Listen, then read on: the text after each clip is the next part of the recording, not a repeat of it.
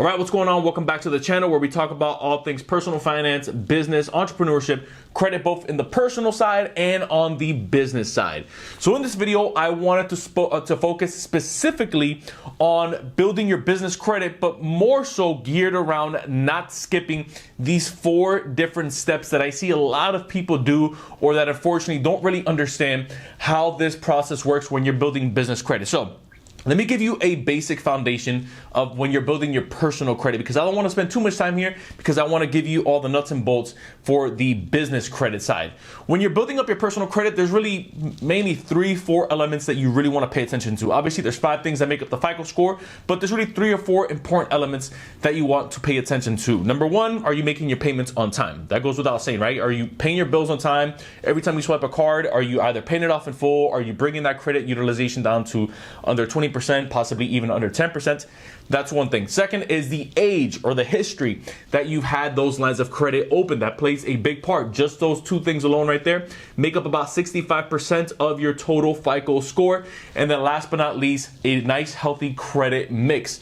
This is if you have a personal loan. This is if you have maybe some student loans, a car loan, and then maybe 3 or 4 different types of revolving credit. This is going to make up, for the most part, obviously assuming you're opening up new lines of credit, obviously assuming that you're cycling through your cards and that you're using them interchangeably and that none of them are kind of just collecting dust, you're going to reach 750 to 800 credit score rather quickly, right? It's all a matter of time, and it's all a matter of how much you apply that information. It's pretty clear cut.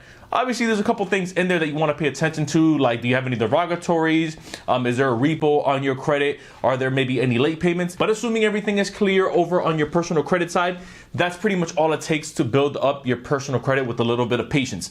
But when we're dealing with business credit, it's similar to what we just finished kind of breaking down in the personal world, but in the business credit world, there's a few moving pieces that you really want to pay attention to. So I'll go ahead and start off with the first one that you don't want to skip.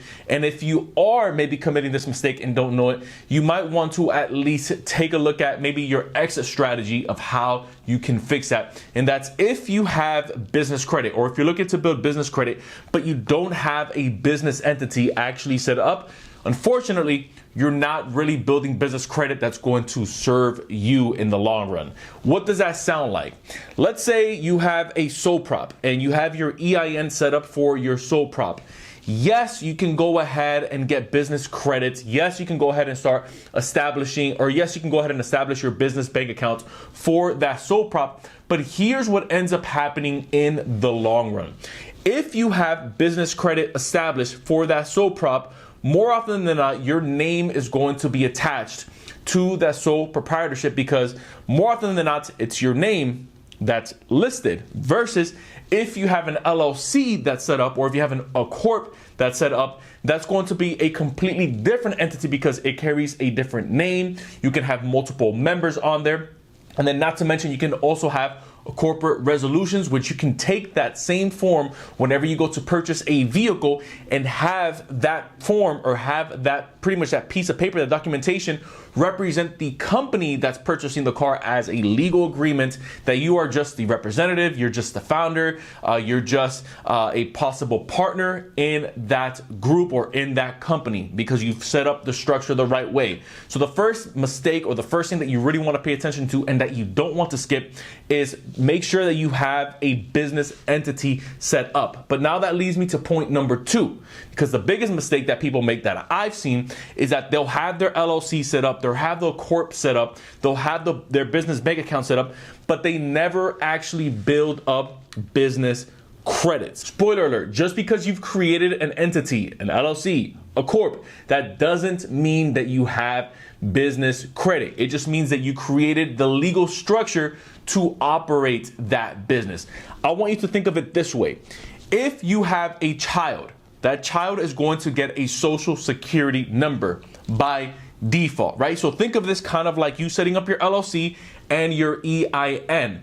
But think for a second, does that child actually have any type of financials or credits built up in that social security number? I'll let you think for a second. It's pretty obvious, right? The answer is no. The child does not build credit until the parent or the guardian possibly helps them build up their credit by helping them get a secured card, maybe putting them as an authorized user under their name. The same thing happens with your child, which is the legal entity known as a business that you set up. And that is when you start adding trade lines, when you start having maybe suppliers reporting the purchases that you make over to your DUNS number, or maybe through your IntelliScore, which comes in through your Experian, as well as your Equifax. All of these things are going to play a role, especially as you continue to build your business from ground level. Now, if you've maybe been in business for a couple of years and you say, dang, I feel like I've been missing some time. The good news is that a lot of banks, when they go to underwrite you, they're not just looking at the total score of your business. So you can start building that on the back end by getting your DUNS number, which you can get for free on DunandBradstreet.com or DNB.com.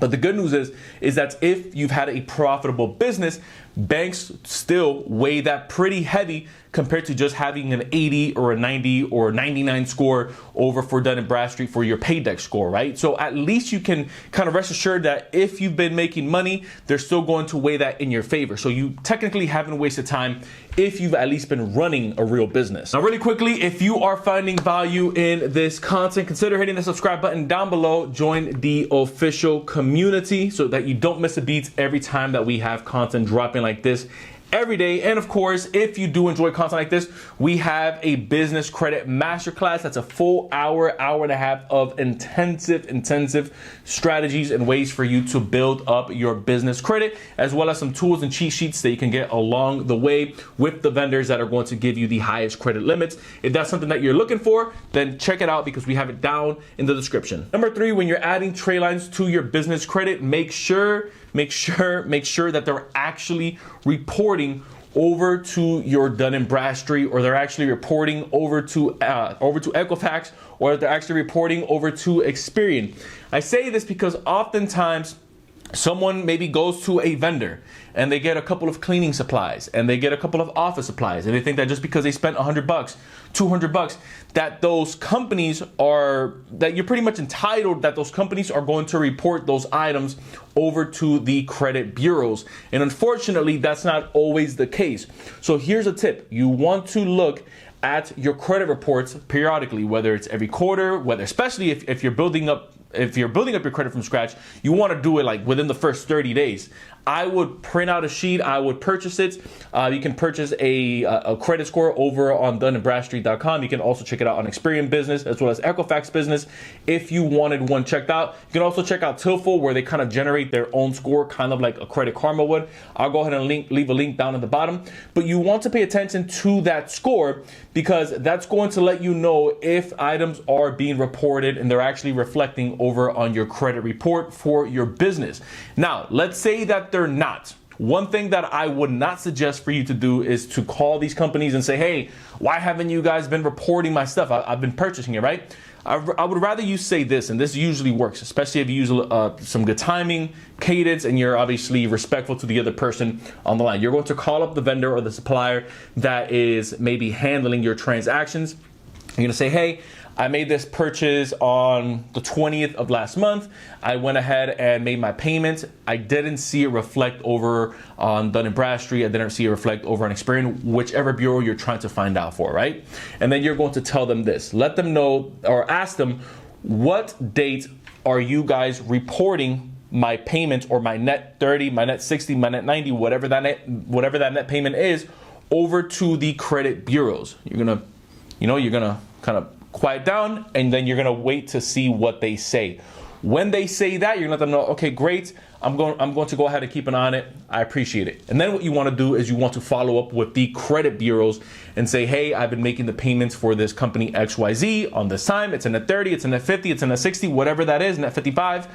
They mentioned that this is the date that they should be reporting on this side. Can you guys let me know if that reflects? And then that way you at least have communication going on. That's usually a tip that I tell people whenever they notice that, hey, Irv, I don't have any type of net payments reporting, and I know for a fact I'm making these payments. Number 4, which is the fourth and final thing that you want to pay attention to, is your CIS code, or you can even go off of your NAICS code.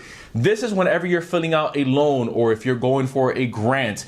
at the top of the application or even at the bottom of the application, depending on what type of application or credit you're applying for, it's going to ask for a 6-digit code in most cases. That code is what identifies the industry that you're in. Here's why this piece of information should be important to you and is definitely important to the bank. Every industry has a certain risk factor that goes into kind of like the metrics or the algorithm that the banks are going to use before they approve you. So some industries are considered higher risk, which means you unfortunately are going to get a lower amount. And then other industries are considered a lower risk, kind of like, let's say, marketing, photography. Those are considered lower risk versus, let's say, an industry like biochemical cleanup, right? Maybe if you are in construction. Now, I'm not telling you to lie on the application. You definitely want to put what your type of business is, especially if it's in the name. So let's say if you have Irv's Trucking LLC, right? And that's somebody's LLC. I probably just took your LLC. But let's say if it's Irv's Trucking LLC, then odds are, since that's considered a more high risk industry because of accidents, because of insurance, because of liabilities, odds are that the number or the amount of credit that you get may not be as high as possibly someone that's in, again, that low risk industry. So one thing that I suggest when you're creating your LLCs is you want to keep your name as generic as possible. This is why oftentimes you'll see a company that they'll use the word enterprises. So Irv's Enterprises, or Irv's Management LLC, or Irv's Media, well, maybe not Media, maybe Irv's Business Management LLC, because again, business management isn't as highly regulated as maybe something in the trucking world or something in the construction or real estate or even financial industry, which is heavily regulated and again is seen as a high risk. So when you're sitting in front of a banker and they're asking you these questions, my suggestion is that you try to keep your answers to a bare minimum. Don't give them any more than what they actually need, because again, this is going to make your job a lot harder on the back end to get high amounts of funding for your business. If you found value in this content, consider hitting the subscribe button down below. Join the official community. Don't forget that anytime I'm not posting on here, I'm posting over on the Inside with Irv show, which is my podcast style channel. So if you like what we have going on over here, you'll love what we have going on over there. Once again, I appreciate you guys checking me out. Till next time, everyone, I will see you in the next video.